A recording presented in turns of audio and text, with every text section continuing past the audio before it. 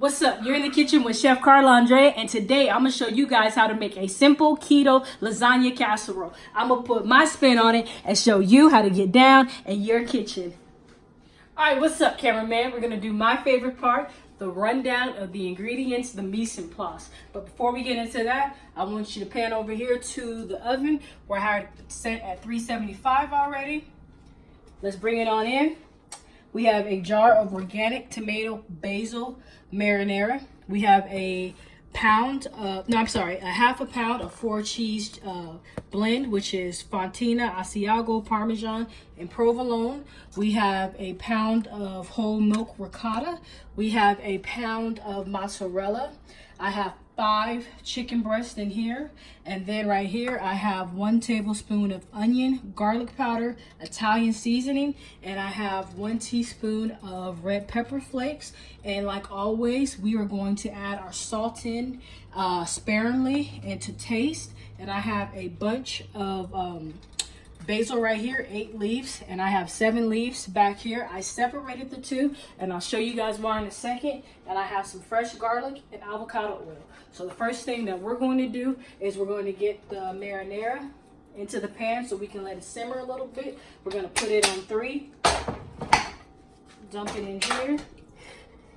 Let's try not to make a mess. Now, I like this one because it tastes really good. It's organic, and you can find it at any natural grocery store. But I also like this recipe as well because, like I always tell you, I like to do meals during the week that are simple and that can last a day or two, because I don't know about you guys, we all get busy. So I'm going to put 1.5 tablespoons of the mix that we made. I'm going to do a nice pinch of salt. Then I'm going to take our garlic. Get some garlic. If I can open it. Garlic is always so hard to open. Get some garlic. Smash it down. Alright. Take it out. Now I just mashed it down and opened up the garlic so that way I can just get the garlic essence. I don't necessarily need the whole garlic chopped up in the sauce. So we got the garlic going in there. I'm gonna get a spoon, stir everything around so it's evenly distributed. All right, now I like to get the sauce warmed up and simmering a little bit. That's the simple thing that I can get out the way so we can move on to the other stuff in the recipe. All right, so I'm gonna get cleaned up. We're gonna come back and we are going to make our ricotta 4 cheese blend, so that way we have a layer for our lasagna. So I'll see you guys back in a second. All right, we're back. It's time to move on to the ricotta filling, which is my pound of ricotta, whole milk, that I'm going to dump into here. Then I have my half a pound of 4 cheese that I'm going to dump into here. Everything over here so we can all keep it nice and tight. I had 2 piles of basil. One was for the marinara sauce, so I can give it a little more love, a little bit of extra flavor. And then I have my basil that's going to go inside of our ricotta 4 cheese mixture that we're going to use in the casserole. So I rolled it up nice and tight. Roll it up just like this so I can keep it organized and neat.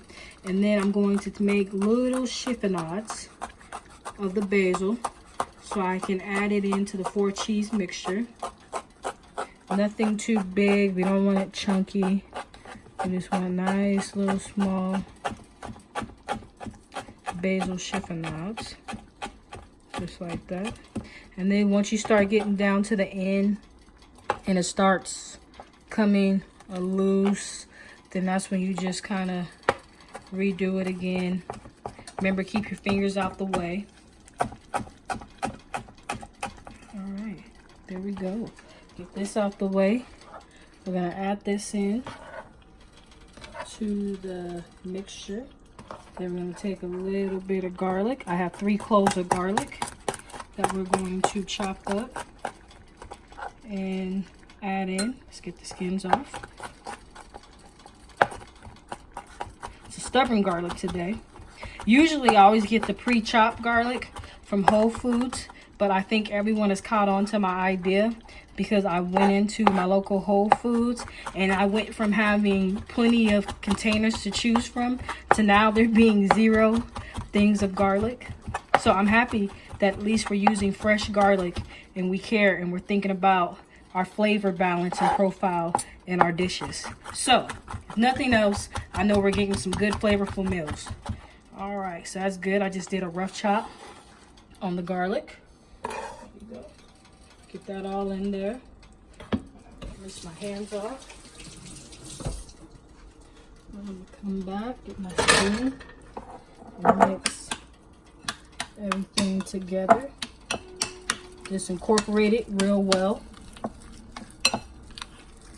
Alright. This looks good. This looks good enough to eat by itself. I'm excited. Get the basil, get the garlic.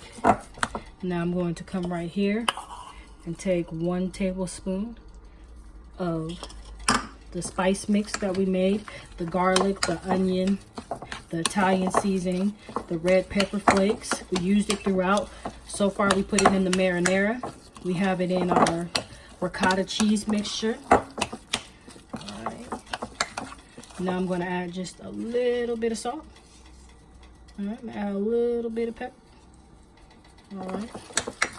I'm going to mix. Alright. So we're going to do my favorite part. The part where we check the flavors to make sure that they're balanced. Alright, let's go. It's great. Alright. Wash my hands because that's done. Alright.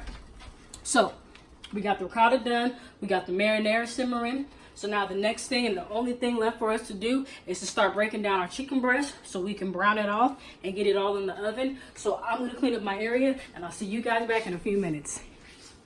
All right, we're back. We're almost finished. We have one last step until we can throw our casserole in the oven. I have the shredded mozzarella cheese, which is a pound right here. I have our ricotta mixture, which is a pound of ricotta, a half a pound of 4 cheese mix. I have 7 basil leaves. I have a tablespoon of our seasoning mix, which is onion, garlic, red chili flakes, and Italian seasoning. I have our jar marinara sauce that I used, which has our seasoning mix of onion, garlic, Italian seasoning, red pepper flakes, a tablespoon and a half a tablespoon. I have 3 bunches, 8 leaves of basil leaf in there. Now if we slide down here, we're gonna start working on our chicken. Let me grab my knife. All I'm going to do is make chunks out of the chicken. I don't want massive chunks, so I'm going to cut the breast in half before I dice it. Remember, keep your hands out the way. Keep a firm grip on the knife and pressure on the breast so that way nothing slips and you don't hurt yourself. Cut like so. Make 3 strips. Should have a total of 6 pieces because we halved it. And we're going to make even chunks from our chicken breast so that way it browns nicely and the meat is evenly cooked and tender. So I'm going to slide this off to the side. I'm going to show you guys one more time. I'm going to have my chicken breast. Keep a firm, steady grip on the breast and the knife. Then I'm going to make strips, 3 strips. Just like that. Then I'm going to chunk it, cube it, dice it, whatever you want to call it. But I just want to make sure that each piece is even. All right. All right, so I'm going to finish up doing this to the rest of the chicken. We're going to come back when we can throw it in the pan, get it all browned and seasoned, and then we're going to assemble it together. I'll see you guys back in a few seconds.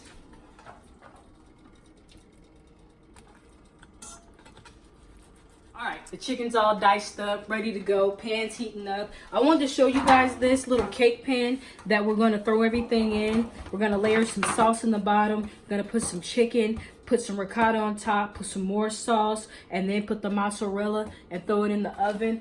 I keep telling you guys, I'm here to encourage you guys to cook during the week. Can't tell you what you're going to do on the weekends because we all know I binge and go on benders. But Monday through Friday, I want us all to live a healthy lifestyle. So if you follow me over here, we're going to put some oil in the pan. I would say about a tablespoon of oil, what I just squeezed into the pan. And I'm going to put the chicken in using tongs so I don't get chicken hands. I'm probably going to have to do 2 batches because I want my chicken to brown evenly and I don't want it to steam if I add too much chicken in at a time. So I'm going to add half in, get it going.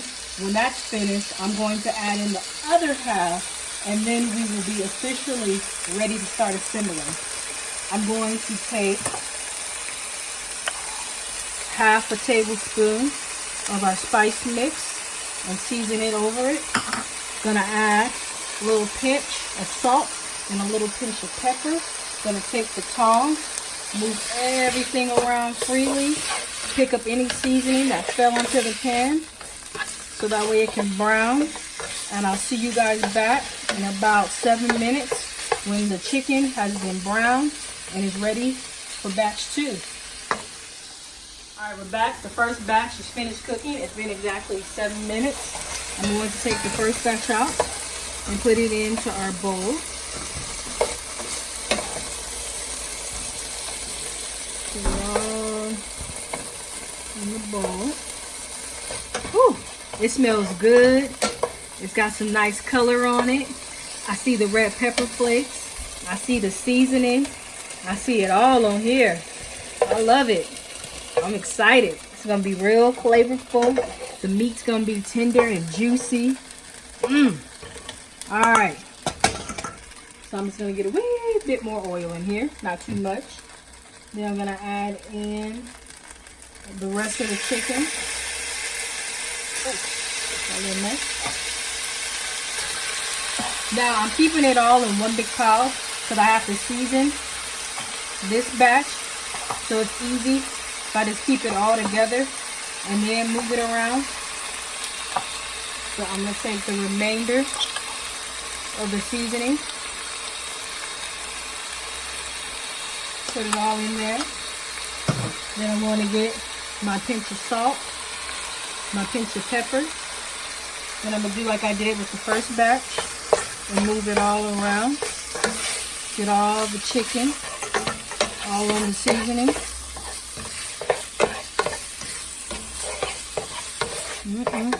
So we're going to let this batch cook for 7 minutes. We'll be back when it looks like this batch with some nice color and caramelization on it. So I'll see you guys back in 7 minutes.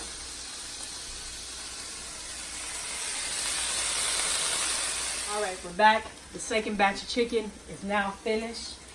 I waited so we can transfer it out together. So I turned off the flame already so I can stop the heating of the pan. We're going to take out our little chicken chunks that we made with white breasts.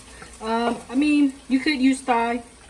I would use chicken breast though, because thigh has a lot of oil, a lot of fat that's going to come off of it.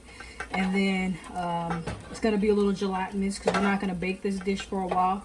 We're probably only going to bake it for about 15 minutes just so the cheese can get melty, so the mozzarella can get a little golden, and that's about it because everything on this dish is cooked already that needs to be cooked, so we don't have to worry about that. I'm going to move this over here. Now I'm going to start assembling. I have my homemade lid for the marinara. I'm going to stir this around. Alright. Gonna take out this big chunk of basil. Be careful, it's hot, it's splattery. I don't want anyone to get burnt. No splatters. There we go.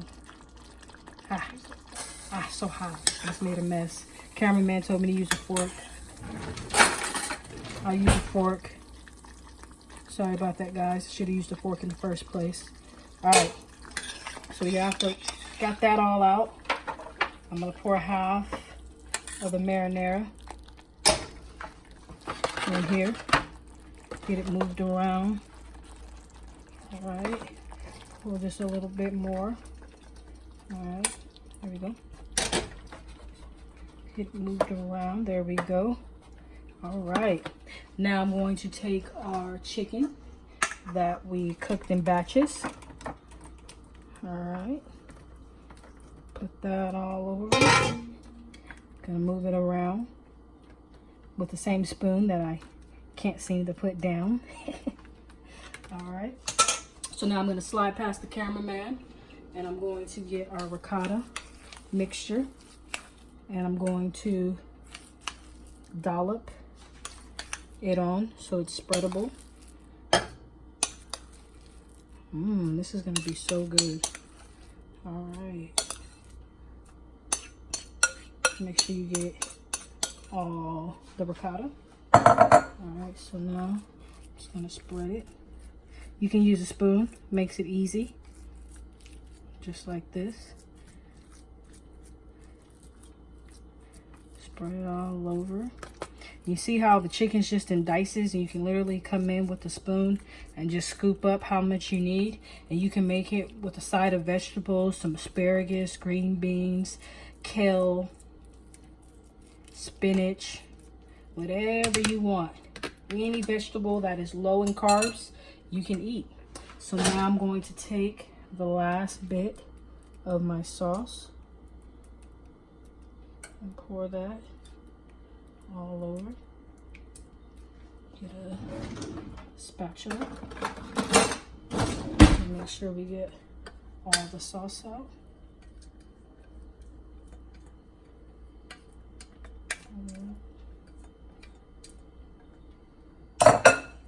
Now I'm going to use the same spatula and maneuver the sauce all over it. So far we have a layer of sauce on the bottom. We have all our chicken, which was 5 chicken breasts that we used in a cake pan. Then we have our 1 pound of ricotta cheese and our 1/2 pound of 4 cheese mixture with seasoning and fresh basil in it. Then we took the other half of our jar sauce and put it over the ricotta. Now I'm gonna slide past the cameraman one last time and we are going to get our mozzarella cheese that I'm going to put on top. So it's like we have all the components and layers of a traditional lasagna, just without all the carbs from the noodles. We have some cheese, full fat. Everything is full fat. The mozzarella, the ricotta, the 4 cheese blend. We got some seasoning in here. All right. So we have all our cheese evenly spreaded all over the dish. Excuse me, cameraman. I'm gonna slide past you. I'm gonna open up the oven. I'm going to put it on the 3rd row in the oven at 375. I'm gonna bake it for 10 minutes. Then the last 5, I'm gonna put it on broil and I'm going to let the cheese melt and get all goldy brown. So I'll see you back in a total of 15. First 10, and then after that, last 5, we're gonna put it on broil. See you guys back in a sec. All right, so I took the liberty of pulling out our lasagna casserole. I baked it for exactly 15 minutes, 10 at 375. Then I did 5 on broil. Now I'm going to take just a little bit of dried parsley, sprinkle it on top. If you want to impress friends, family, your children, your significant other, this is it. This is it right here. All right, so now I'm gonna do my favorite part, the part that usually burns my mouth, but I'm used to it. I'm going to just dive right in. Don't tell anyone. It looks too delicious. Oh man, look at this, look at this. Look at this. You got the ricotta, the chicken, you have sauce on both sides. You have this ooey gooey cheese. All right, whew, it's hot. Y'all see this thing? All right, let me wrap it around. Okay.